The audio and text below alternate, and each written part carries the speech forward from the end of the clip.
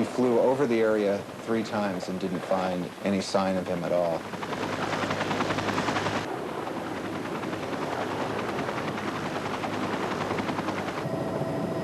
Okay, there he is. Look over there in the center of the glacier. That him laying right there? We spotted the climber, but he wasn't moving at all. You see any movement on him? No, I don't see any movement yet. On the second pass, we saw him move his leg, and so we knew he was alive at that point.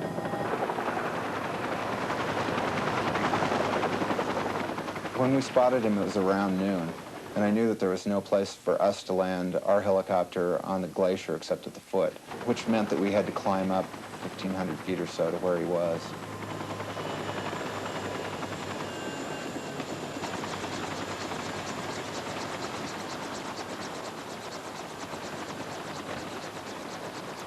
The Deschutes County Search and Rescue Unit was also mobilized to help with the evacuation.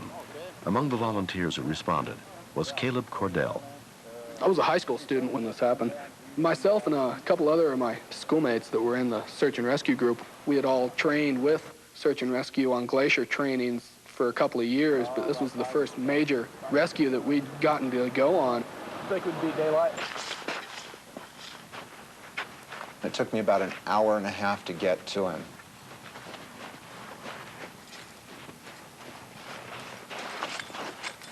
How you doing? Talk to me. How you doing? I asked him how he was, and he didn't respond at all. He just kept moaning. Wake up! Wake up! His friend, putting him on the sleeping mat and covering him up with the clothing that he did, kept him warm enough overnight that he did survive. I think otherwise he would have been dead. Those steps good enough, Leonard? It was probably a 50, 55-degree slope, and that's extremely steep.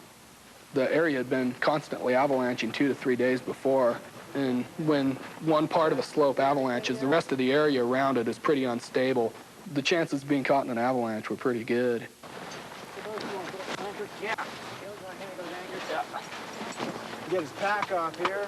Over here, Leonard. I'll cut him with this. Get the sea collar on him. Okay. How you doing? Okay. You go. We put a cervical collar on him to help secure his neck. And we found his helmet lying there in the snow, and it was just shattered like an eggshell. It was incredible.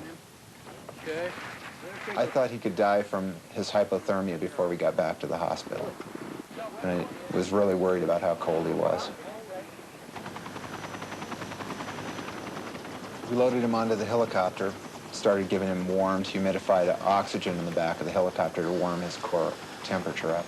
I started a large bore IV on him to give him fluids because I knew he was dehydrated and cold. Jerry Seeley was airlifted to St. Charles Medical Center, where Dr. John Bell measured his body temperature at only 85 degrees. When your body temperature drops in the mid-80s, life becomes a crapshoot. People's hearts can stop beating without warning at that point. We decided that the best way to warm this person up was to warm him up externally by putting warm blankets on him and have him breathe in air that's pre-warmed to about 115 degrees. Jerry was also treated for a neck fracture and a brain contusion. The first thing I remember was waking up, recognizing that my mother was in the room, and I asked her why I felt so terrible. And she started to cry because apparently this is something they explained to me every time I woke up. It has been more than 2 years since the accident. Jerry has made a complete recovery. One of the mistakes we made was that we overestimated our experience, because I think we were both over our heads on this climb.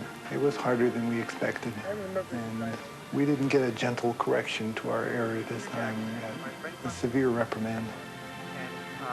I think the thing that saved Jerry's life is that he had a climbing partner with him who thought quickly on his feet and did the correct things. The first thing he realized, he needed to go for help. But before he could leave for help, he took Jerry's clothes and made sure that they were zipped up tight, and he also put Jerry on top of an in-slide pad to further diminish the heat loss into the snow. I was lucky that they were able to get there as quickly as they did. And I'm lucky that they had the experience and the skills necessary to get me safely off the mountain.